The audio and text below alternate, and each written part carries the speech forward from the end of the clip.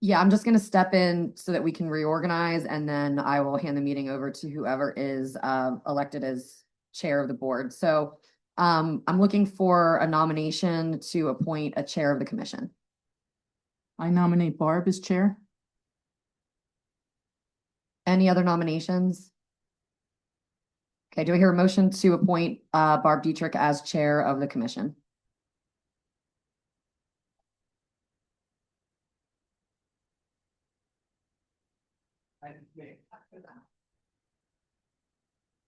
I second. All those in favor signify by saying aye. Aye. All opposed? Hearing none, the motion carries. Congratulations, Barb. Do I hear any nominations for a vice chair of the commission? I'd like to nominate Bev Leonti. Any other nominations for vice chair? Do I have a motion to appoint Bev Leonti as the vice chair of the commission? I'll make that motion.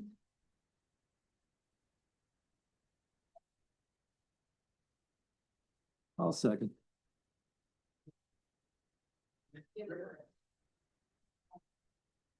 All those in favor signify by saying aye. Aye. All opposed? Hearing none, the motion carries, and we have a vice chair. Congratulations, Bev. And I will hand the meeting off to our new chair at this point.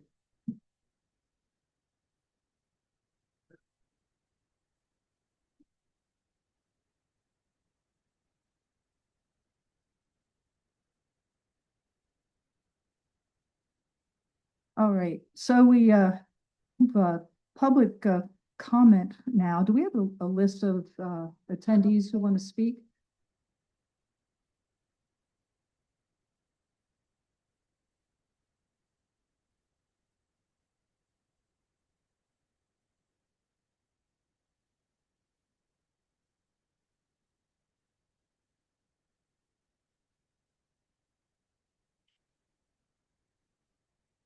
All right, Shanika Young, if you wish to speak, step up to one of the microphones, please.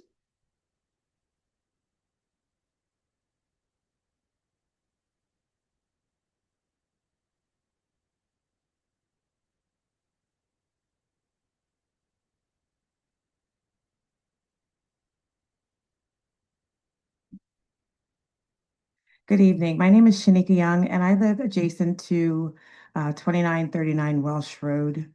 And I want to be clear at the outset, I am not opposed to farming agricultural. I'm not opposed to farming. Agriculture is lawful, protected, and important, and I respect the Right to Farm Act. However, farming, like any other land use, is subject to accurate classification, consistent review, and full disclosure. There are no exceptions to those requirements. Before I lay out the facts, I need to say this clearly. The project record already depicts 2 poultry barns, not one. One barn is under construction, and the second barn is shown on the applicant's engineered site plan as a future expansion. Yet every approval, waiver, permit has been evaluated as if only a single structure exists. My issue is not whether the second barn is being built today. It's why a documented second barn is excluded from the general plan and the scope of review altogether. Throughout the process, review has focused on keeping disturbance just under 1 acre. I want to be clear that this threshold is not incidental. It determines which regulatory requirements apply. My concern is that evaluating disturbance in isolation rather than in connection with the documented project, design, and expansion prevents a full assessment of the project's true scope.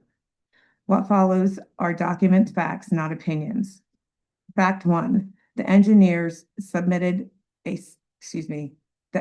engineer submitted a site plan dated June 5th, 2025, depicting 2 poultry barns on the same parcel, with a second structure explicitly labeled as future expansion. Fact 2, the waiver of the land development review evaluated only 1 structure. The engineer plan showing the second barn was not included in the waiver and has never been withdrawn or suspended.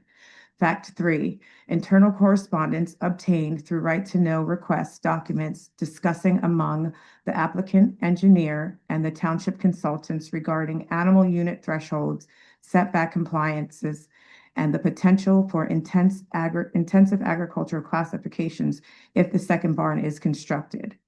Fact 4, on November 3rd, 2025, Cumru Township issued a notice of violation and cease desist order for unpermitted construction at this property. Fact 5, on November 18th, 2025, following the enforcement action, a building permit was issued classifying the structure as an accessory chicken coop of 10,000 square feet, requiring farming and electrical inspections. Fact 6, the permit description conflicts with the applicant's own engineer plans showing a substantial larger poultry production building and conflicts with the township ordinances standards governing accessory structures.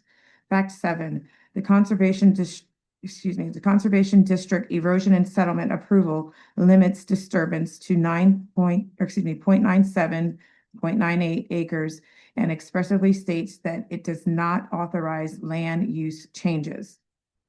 Taken together, these records describe materially different projects: an accessory structure, a single agricultural building, and an expandable poultry production operation designed for future growth. All three cannot govern at the same time. I'm not here to argue intent, and I'm not here to assign blame.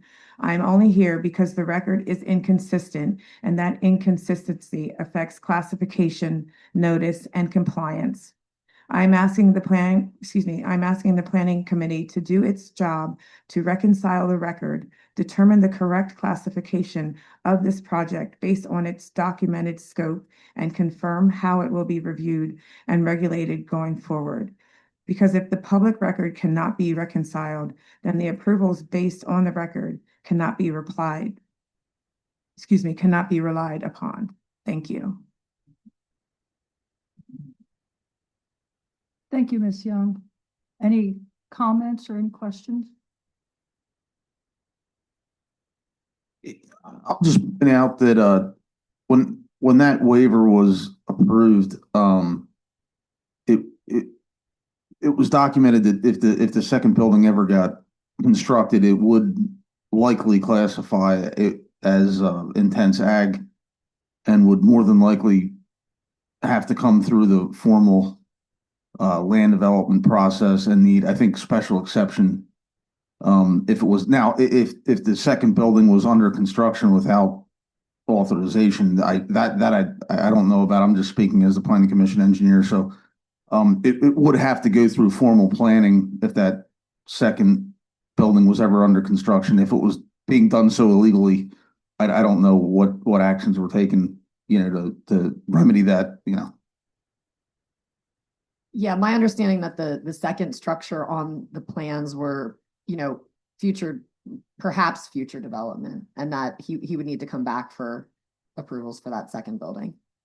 Yeah, when the applicant came in, I think there was he came in kind of uncertain where he was going to put the barn that he wanted to build immediately, and he was told if there was any possibility that he ever considered building an additional structure, it would probably take it over the intense ag threshold, in which case more strict setbacks would kick in and also apply to any initial building that he would have built. So he was better off abiding by the intense ag setbacks right off the bat in the event that he would further expand.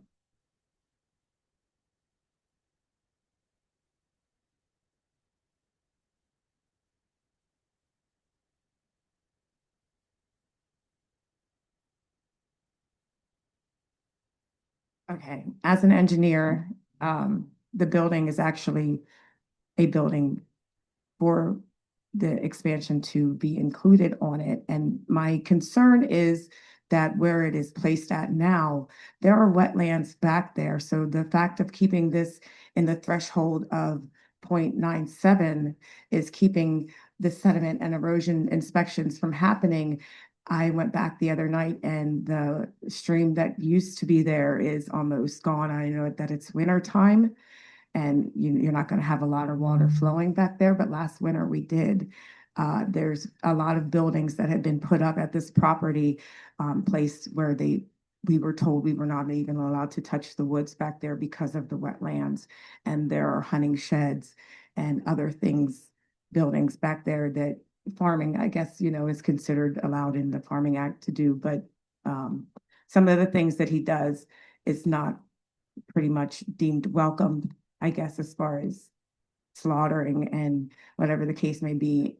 I really need somebody to take this serious as far as the wetlands and erosion and settlement. If I have to take it in my own hands to get it tested, just so you can see that the wetlands are there and to keep this under a threshold so he can build this first house and then add on. And it's classified as a chicken coop, not a production house. And as far as what he's doing in there, nobody knows as far as, is it for hen laying egg chickens, or is it for young chickens to be, shipped out and then more come in? There's a lot of different classifications going on at this point to where nobody is sure of, and nobody's even looking into what's going on. Thank you. Ms. Young, there are a number of oversight agencies. It sounds like our own code enforcement officer is aware of situations and is taking appropriate steps.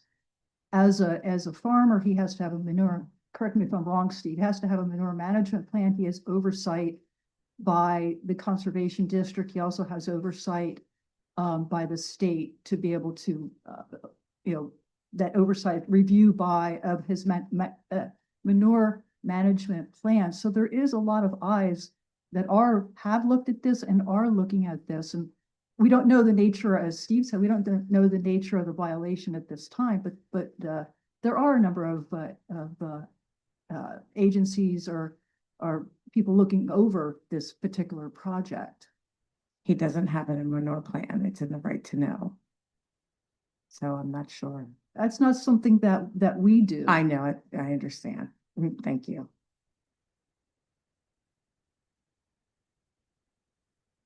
I don't have anyone else on the list, but I see there are some people here. Is anybody here to speak, make public comment? Okay, very good. Let's move on to approving the minutes from the December 1st meeting. I move to approve. I'll second. Wait, we might have an issue again. We have Barb and Richard and Bev are here, but Keith is not here. So then I don't have the same 4 people at the next meeting. Well, if you see what I wrote on these minutes, that's what you had said to write on the minutes. Yeah, for now, let's table it. If we come to the next meeting. Okay. All righty, very good. Moving on to the plans, we have the Morgantown Commerce Park that is just listed for tracking purposes and not for discussion. Next, we have 340 Old Lancaster Pike. Brian?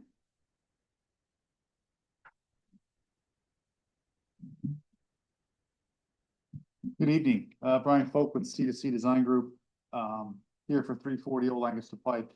This plan's been in front of the Planning Commission 2 or 3 times now, and I think we've discussed it at length. I think last month we had the waivers were acted on. There was a recommendation by the Planning Commission for all the required waivers. We went on to the board and those were granted by the board. I think the biggest issue or hang up with the plan that was left was some concerns by the fire marshal. He's not here tonight, about the fire hydrant location and some of the code issues with access to that. So we did shift that location. We have provided a little more widening in that area to meet all those requirements, and have resubmitted the plan. We did get a letter, an email from the fire marshal yesterday, said that we're all good. He has no further comments on the revised plan, so I think our revision has addressed his concerns. We've also submitted plans and got a letter from Steve's office. I mean, I'll defer to Steve on that, but most of it seems to be administrative. There's no plan related items. And list some of the waivers that we already had granted. The rest are signatures or administrative type things. Patty, if you can confirm that the waivers were granted. The waivers were approved and, yes, the fire chief is good with what was proposed now. Yeah, because he had a family thing. He was gonna come tonight. and So, share. yeah, I think the only thing left are a couple minor comments for the water and sewer and getting, I saw the Atlas letter and whatever's left in there is very, very minor, so I assume you're looking for recommendation for Correct. We'd like to move it on to get the conditional recommendation. plan approval. And he's addressed, there were some other minor technical comments in my last letter that were all resolved, so I'm in support of the recommendation for conditional approval.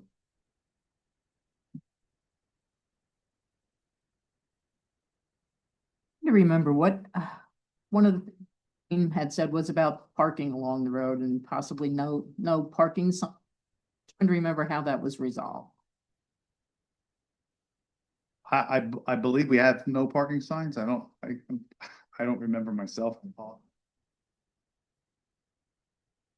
It's been a while, so yeah, if we just look at the plan, these are dated, December 15th, so it was after the last meeting. He had addressed the concerns.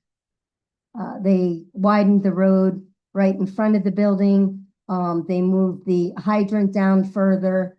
And that was, pretty much chief's,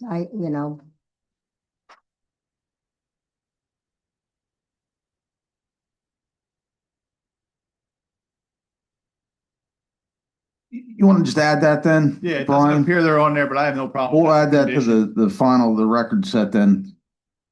Yeah, if that's something the planning commission would like to see, I have no problem adding those signs along Yeah, our 'cause frontage, I it's- guess. I know it's really a skinny road, so. Yep.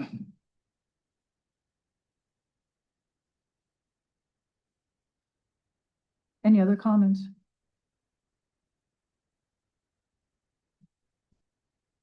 Kelsey, do you want to do the honors? Sure, it would be a motion to grant conditional final plan approval, conditioned upon Great Valley Consultants January 14th, 2026 letter and the addition of no parking signs on the frontage of the property. I'll second. How about we have a motion? Richard. I'll make a motion to approve the plan based on the comments. And the addition of no parking signs along the road. I'll second. All those in favor? Aye. No opposed? We also usually use the rest of the language about like all the signatures and paying the fees. So do you mind if I just tack that on for clarity? Okay. And Patty, that's all in the letter. Right. Okay, thank you. Thanks, Brian.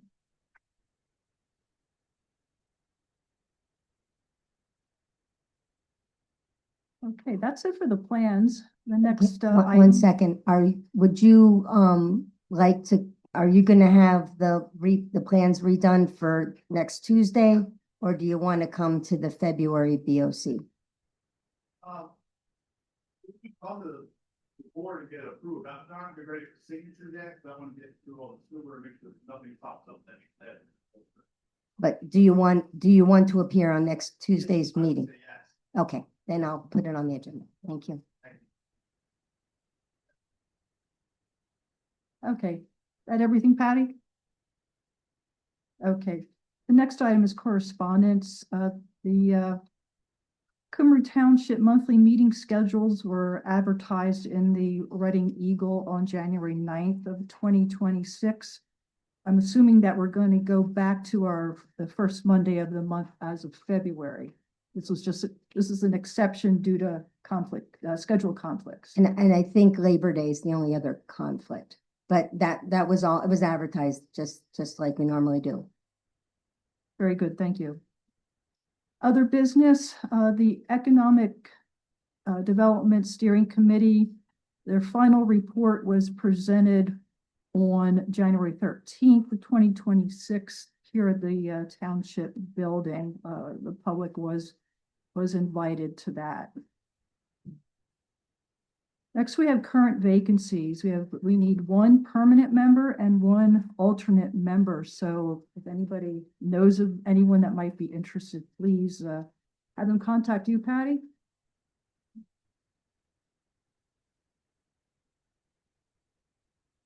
The next item is a notification regarding 1853 Old Lancaster Pike.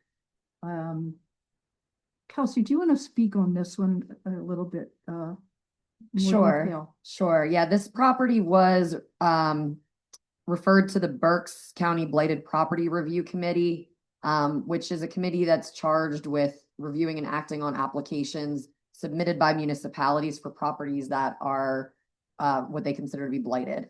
So Cumru Township identified this property as potentially being blighted, referred it to the Berks County Blighted Property Review Committee. They looked into it and, went through the urban redevelopment law and determined that they agree that the property is blighted. So at this point, we're at the point where they're asking the Planning Commission to certify that property as being blighted so that they can move forward with trying to remedy and remediate that property. What they're looking for from the Planning Commission is, first of all, certification that it's blighted, which means it's still vacant. And I believe Willie has confirmed that that property is still vacant and meets the requirements under that law. The other thing that they're looking for is for the Planning Commission to comment on what an appropriate reuse and redevelopment of that property might look like. I can tell you it's only fit for residential.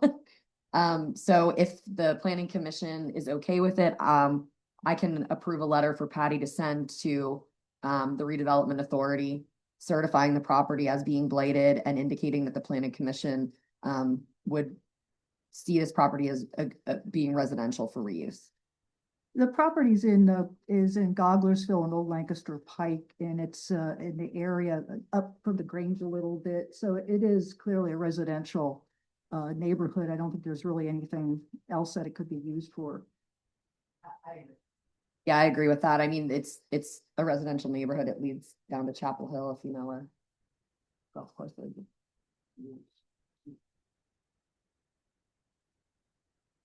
It's right near Goglersville Fire Company. It's near, do you know where the Grange is? Goglersville Grange. It's on Old Lancaster Pike. It's down from the intersection. Heading toward, as Kelsey said, heading toward Chapel Hill Golf Course.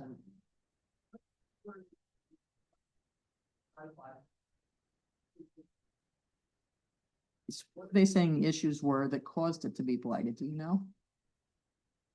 I would defer to Willie on that, but my understanding is that property has been vacant for a really long time, that it has structural issues. I don't think it has heat or water service to it. And I think it's. And they might have structure. outstanding bills too, because that's another thing. Once they rack up a certain amount of bills, because nobody's there and they're not paying anything, and it becomes a nuisance. So. It's my understanding that the one of the owners passed away in 2021, so it's probably been vacant since 2021.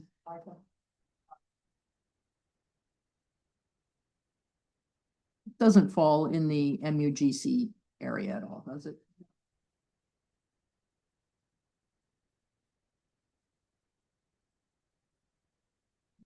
So do we need a motion to certify? Yes, please. I move to certify 1853 Old Lancaster Pike as a blighted property according to the redevelopment authority letter and the inspection by the codes officer. I'll second. All those in favor? Aye. Any opposed? Motion carries.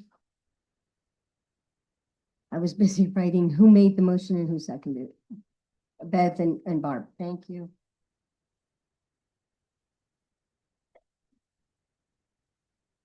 You ready, Patty? Got ahead of you. The next item here is reminders. The zoning hearing board is meeting on the 27th of January. They have two applications. One for 215 Montrose Boulevard. They're seeking a variance to allow a residential dwelling located in the high-density residential district to be used as a business professional office space for a long-standing non-conforming commercial use located at 217 Montrose. That's the HVAC that's there. They share the parking area. They acquired that building. They want to move their office into that building, but it is zoned as residential. So they want to be able to use it as office business space. So the reason I put these on here at the suggestion is that we want to make it more apparent when there is going to be a zoning hearing for application. And in case you do have, anything, and then that way, if you have a concern, you could certify someone to speak at the zoning hearing board. Otherwise, we don't have a voice there. So these might not be as egregious as some of them, but I thought if we just continue to put them on there, everyone will know, and then either you have something to say or you don't. Yeah, so this is being brought to the planning commission's attention, like Patty said, to put it on your radar so that you, if you have a strong feeling about it as the commission, can make a recommendation to the Board of Commissioners to send a representative to either oppose it, send, the solicitor, me to go in and actually become a party and question witnesses and things like that. So if anyone has a feeling one way or another about either of these applications, you can certainly make a motion to make a recommendation to the Board of Commissioners to either support it or oppose it or be neutral, do nothing, or you don't have to make a recommendation at all. I know that when it was Pool Plastics, I grew up in the neighborhood, so they were always a good commercial neighbor, and the new heating company that's there also seems to be very good. They're quiet as far as I can tell. It's always been a good business that's there, and I think it's a good idea to expand. I agree with you, Bev. I live right around the corner as well. So yeah, you don't hear any problems with them at all. The second application is for 205 Church Road. They're seeking a modification of a 2020 written decision to permit 2 additional residents to reside at a group home permitted at the property located in the medium density residential district. I actually have to abstain from any comment on this particular project. Many residents are in the group home now. My understanding is that there is 8 right now. I was told that this is a large property and there are 5 bedrooms. So my understanding is they want to make it almost like a dorm type thing, 2 people per room. So that's why they were trying to be able to have 2 more people. Anyone have any other comment or question about this particular one? With the overnight supervisors, I guess they stay awake the whole time, or how does It depends on the group home. There's various types of group homes, various types of residents in different group homes. So it really depends on if it's a 24/7 situation or if it's just during the day. That would probably all be contained in the 2020 written decision from the zoning hearing board. I haven't looked at it, so I don't know the specifics of it or what type of group home that is.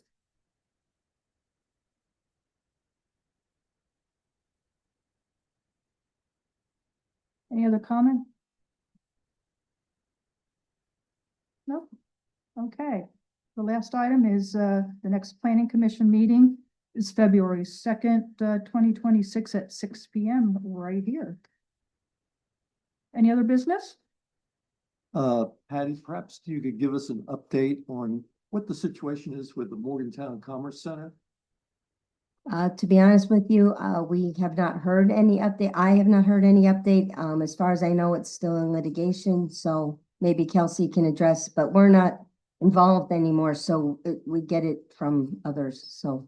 Yeah, actually, it's funny that you asked because I just checked the docket today to see if there was any action. So no, it's currently in litigation. My understanding is that they just had their argument before the Commonwealth Court because it's up on appeal in December.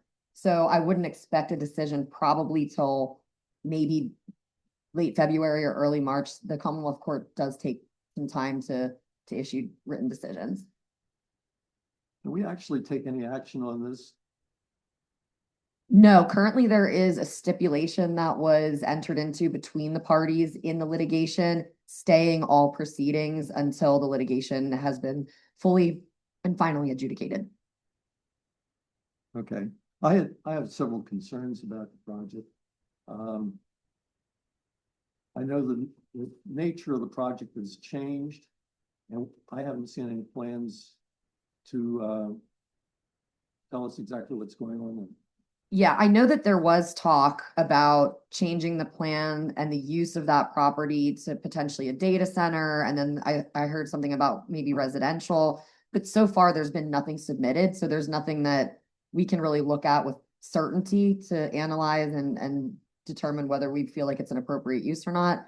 So we're kind of just waiting to see what the developer is going to decide to do. And depending on what the developer decides to do, it could end up settling the litigation by the parties, agreeing on some plan that makes sense to everybody, but we're not there yet. All righty, if there's nothing else, I have a motion to adjourn. Move to adjourn. I'll second. All those in favor? Aye. Meeting's adjourned.